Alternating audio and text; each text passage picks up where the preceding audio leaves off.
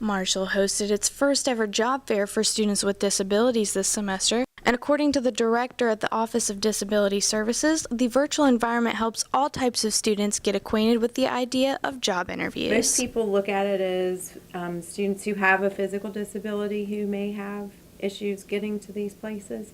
However, if you sit and you think about it, you have students that we service that have anxiety disorders, and you put them in a large room with all of these different agencies and companies and people just walking around, and that causes a lot of anxiety for our students, and we wanted them to feel comfortable and confident. Ballou says there are some things her students bring to her attention that able-bodied people just don't think about, and that is something that we need to work on. His arms were limited to be able to reach up to push buttons, and the buttons were up too high for him to be able to reach to push to even be able to get onto the elevator.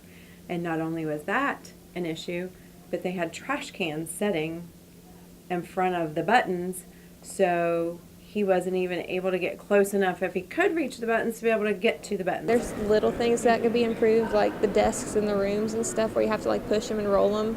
Like I know I've had to been getting a lot of help with that. And then some of the doors, the handicap buttons work, but then others they don't. And then I know Smith, they have a sliding door, but you have to walk completely to the other side to get to it.